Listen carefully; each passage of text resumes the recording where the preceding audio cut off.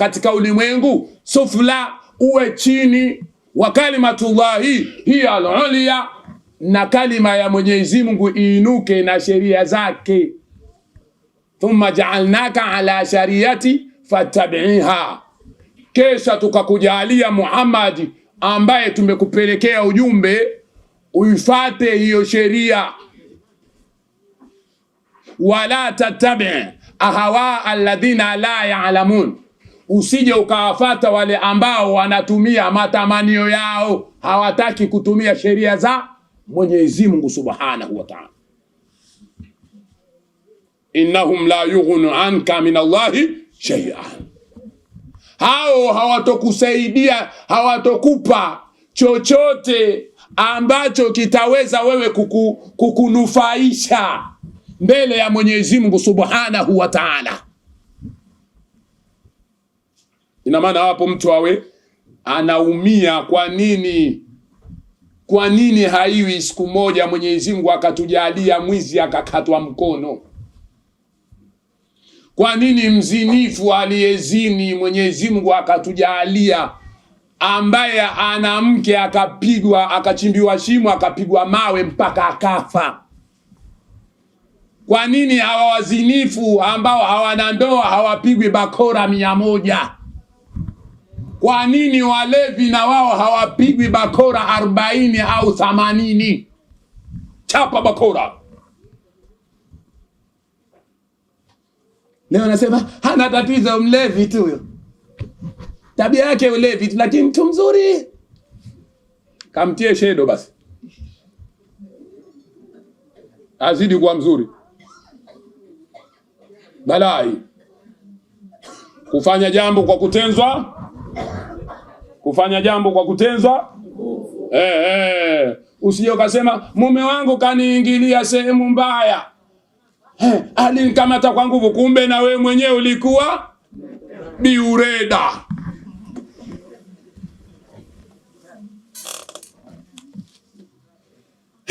Nishamwambia kwamba uko siko, kwani kipofu hata umtafutie ujiti agonge chochoro hivi kwamba hili jiwe hapa kona? Kweli akili inakwenda na fadhaa, lakini wewe ambaye unafanywa hilo jambo, kama silo mikono huna, huwezi ukamwelekeza kwa mikono. Sitaka niseme mengi, mimi sifichi. Si tunakumbushana sasa. Usije ukasema alinizidi nguvu, kaida alizidi nguvu, kumbe wewe ndio ulomzidi nguvu mwenzio kaachia. Alinizidi nguvu, sina vya kufanya, taabani roho yangu, pumzi juu kwa juu. Basi mpaka linamaliza pumzi juu kwa juu, au mapenzi yalikuwa juu kwa juu? Ulikuwa unataka tu kukuachia, usijidai sababu. Lakini kama unataka hasa Mwenyezi Mungu akusaidie, bwana wewe mbona unakwenda sikoni? Mbona hiyo njia ina makokoto sio ya lami? Mkubwa kashika kuingia njia ya lami. Njia ya lami hiyo sio hiyo, no. Kashika kuingia njia ya makokoto. Huko kuna makokoto, pita huku kwenye lami. Pita kwenye lami, barabara Kajima hii. Mtahi. Pita huku. Kashika kwenye mabie huko siko. Ukiona siko, mpo kwenye uskani.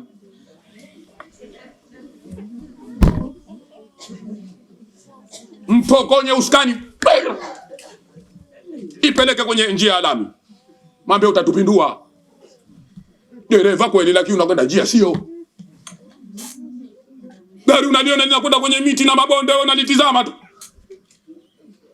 Kwa kuwa lina isi ndani, linabonyea bonyea, unaona utamu tu. Allah! Mpaka kwenye uskani dereva atakupeleka pabaya wewe.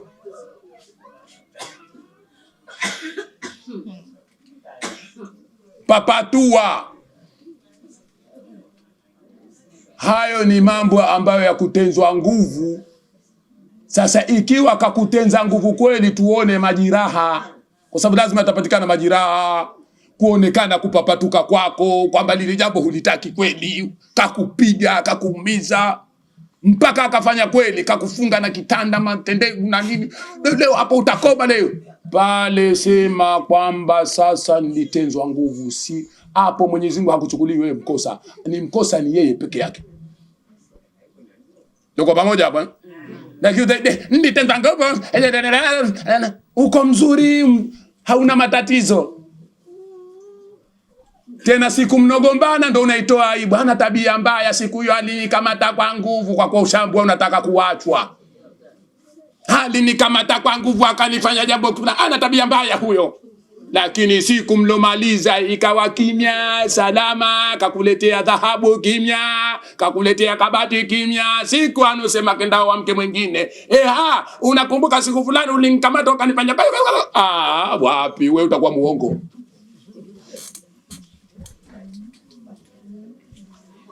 Wewe utakuwa muongo. Mnasemaje? Hayapo hayo. Kama nazua nyundo semeni. Mimi mwanadamu kukosea na kosea, lakini hapo je, nimekosea?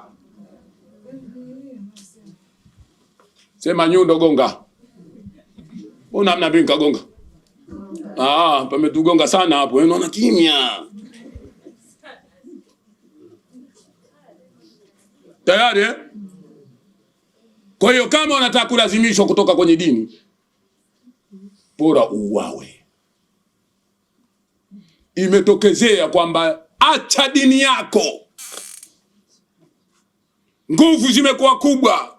Mwangalie Saidina Bilal radhiallahu anhu, anaambiwa kataa Mungu wa Muhammad, mtukane Mungu wa Muhammad, achana naye Mungu wa Muhammad sallallahu alaihi wasallam ambaye ndiye Mola wetu. Alifanya nini? Anasema ahadu. Pale haichukuliwi kwamba umetezwa nguvu, samehewe pale ukakubali miungu mengine. Pale unatakiwa ufe shahidi wewe. Kufa shahidi wewe, waambie hapa Mola wangu la ilaha illa Allah, la ilaha illa Allah, la ilaha illa Allah. Paka inatoka roho. Mwambie wewe uwa. Fanya unachofanya.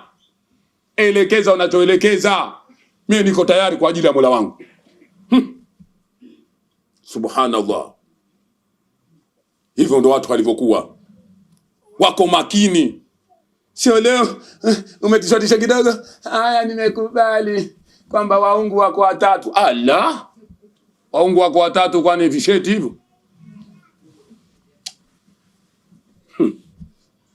Mwambie Bwana Mwenyezi Mungu mmoja tu.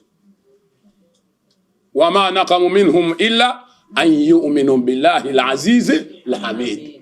Watu wamepata shida, wamewekwa kwenye tanuri la moto kwa sababu ya kumwamini Mwenyezi Mungu Subhanahu wa Ta'ala. Wakawa wako tayari kuwekwa kwenye tanuri la moto. Watu wamelala pangoni, ashabul kahfi, kwa ajili ya Allah Subhanahu wa Ta'ala. Wako tayari kwa sababu Mwenyezi Mungu anasema inna Allah ashtara minal mu'minina anfusahum wa amwalahum bi anna lahumul janna. Mwenyezi Mungu amenunua mali na nafsi. Mwenyezi Mungu amefanya biashara na waja wake. Anataka mali ni mali yake lakini imekuwa kama anatufanyia sisi tupate njia ya kuweza kuipata pepo yake, kuweza kupata radhi zake. Ananunua mali, ananunua nafsi bi anna lahumul janna, ili tuweze tukaipata pepo. Kwa hiyo kufa kwa ajili ya Allah Subhanahu wa Ta'ala, Mwenyezi Mungu ameridhika. Na ndio maana Mwenyezi Mungu Subhanahu wa Ta'ala, wale ambao walokufa katika njia yake wakaitetea dini, Mwenyezi Mungu anasema wala tahsabanna alladhina kutilu fi sabilillahi amwata.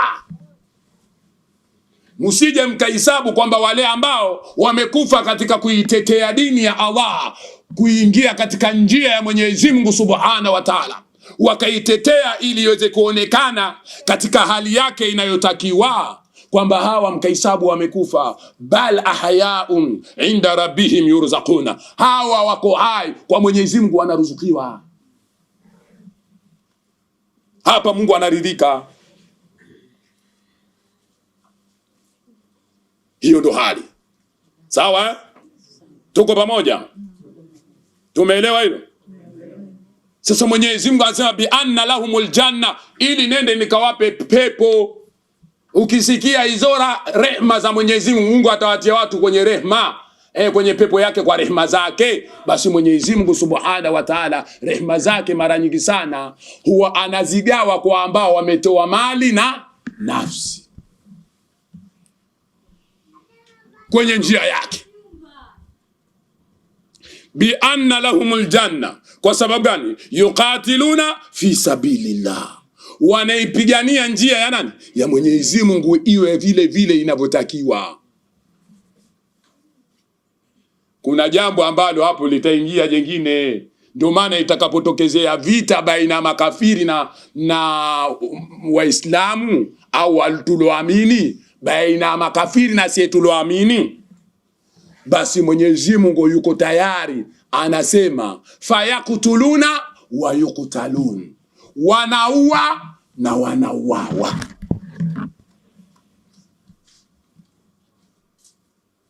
Tupo pamoja? Hapo ndo pameruhusika katika dini hii. Ikiwa mauaji, wanaosema kwamba dini hii ya kigaidi, si dini ya kigaidi mpaka sehemu maalumu ndo mtu aruhusike kuua. Kuna mambo maalumu ndio yatapelekea mtu auawe. Lakini leo mwizi anauliwa, anavishwa pira la moto. Wauaji ndio hao waliosema wameamini. Kaiba kiatu cha shilingi 20,000, anavishwa pira la moto, limetiwa petroli, anatiwa nalo ndani ya shingo yake. Vishwa nalo kwenye shingo. Watu huruma hawana. Anamvicha nalo. Anasema wewe mwizi wewe, itizame thamani ya kiatu cha shilingi 20,000, angalia na roho ina thamani gani. Roho imeletwa wama umiru illa liyabudullah. Roho imekuja kwa sababu watu wamwabudu Mwenyezi Mungu.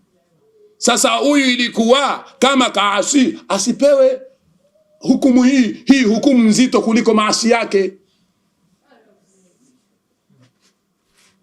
Tuko pamoja? Naweza kumaliza muda huu?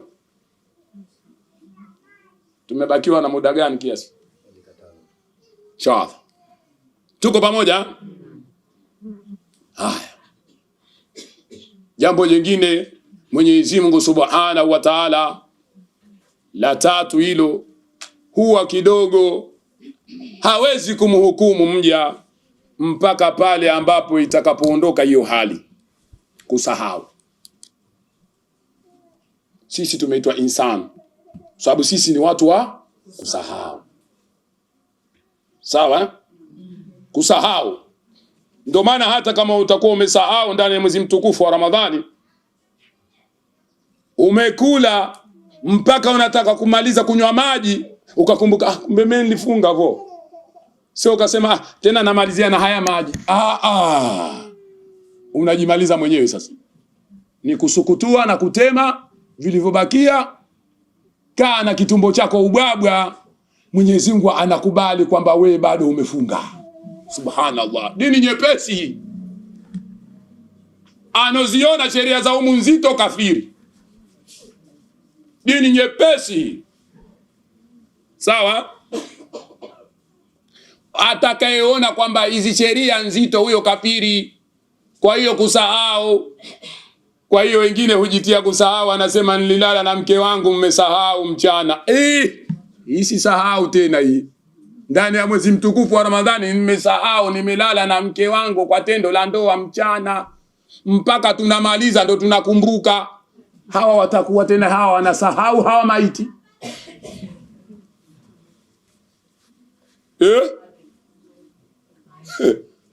Hii si sahau tena, hii balaa. Yaani watu wawili nyie, hakuna hata mmoja alokumbuka mwenziwe. Na unaambiwa ukikumbuka tu mkumbushe mwenziwe, mwambie mume wangu Ramadhani tena usianze kukonyeza maana unakuwa ushaanza uko mimi siwezi. Kama wewe unaweza, lakini hii Ramadhani.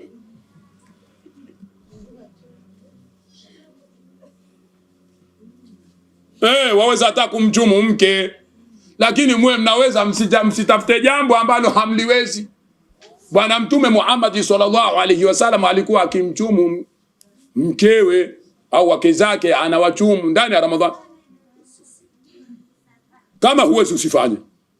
Kama unaweza kujizuia, lile chumu lisiingie kwenye sehemu za kuvutia, liko pale tu mdomoni, kama ule mchumu mtoto mdogo.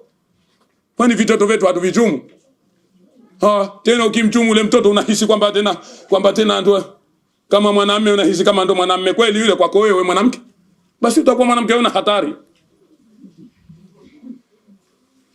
Na kama mwanamume tena akikiona kitoto kidogo akivichumu tena ndio iwe anafaa kuwa mke wangu, basi balaa hiyo. Unasema kitangi. Sawa?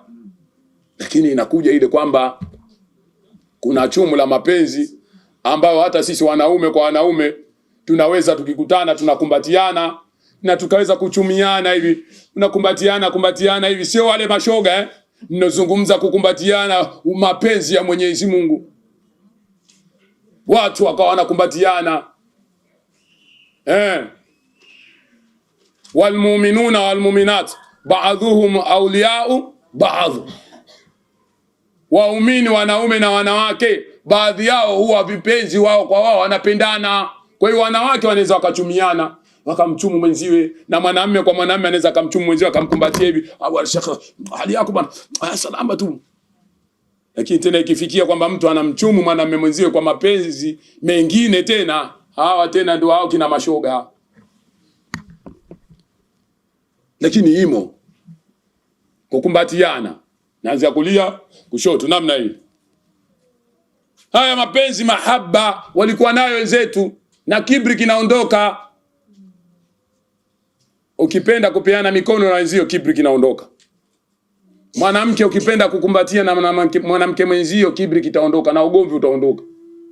Hebu kumbatiana na shoga na mke mwenzio, utizame siku moja kama gomvi halitaondoka. Lakini wamkumbatia usome ukunje.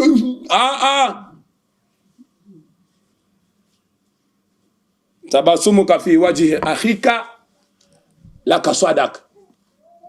Wewe kama utafurahi na ndugu yako katika uso wako, wewe utakuwa umetoa sadaka.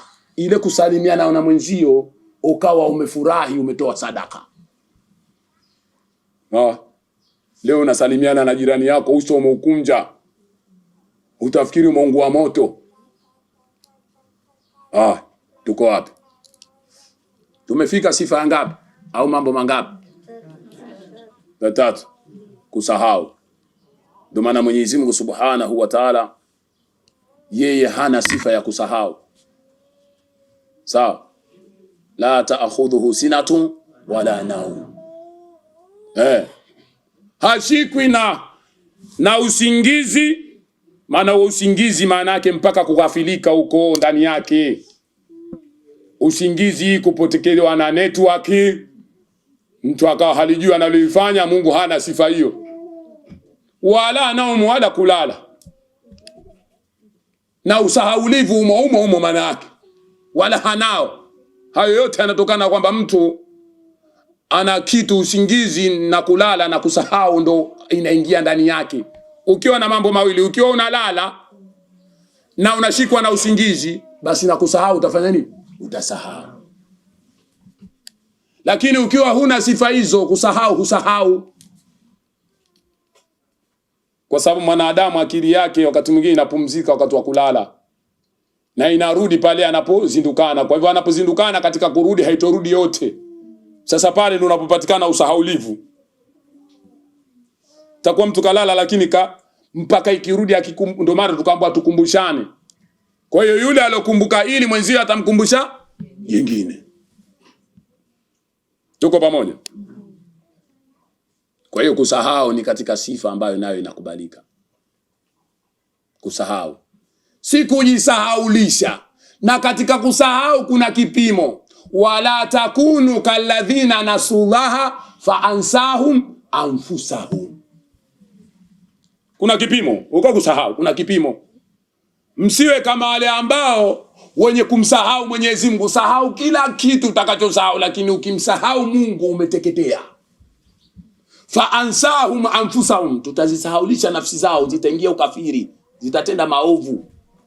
Hata akitolewa mawaidha mtu hataweza kukumbuka kwa sababu kashamsahau Mwenyezi Mungu. Ulaika humu fasiquna, hao ndo watakuwa nani? Wahuni. Hao ndo wahuni. Ikafika mtu stage ya kuwa amsahau Mungu, muhuni.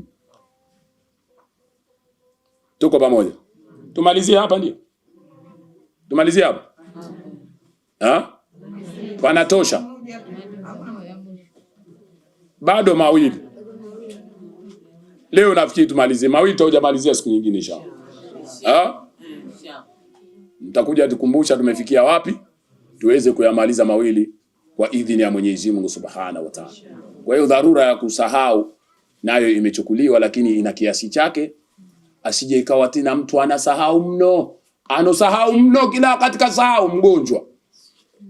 Na ili upate ukumbuke, dawa ya kukumbuka moja zaidi, ili wakati mwingine kila wakati ukitaka uwe na mwenzio. Ina maana ukiwa na ndoa ni jambo ambalo linakupelekea uwe na kumbukumbu. Sawa? Maana mnaona kama jambo la mchezo.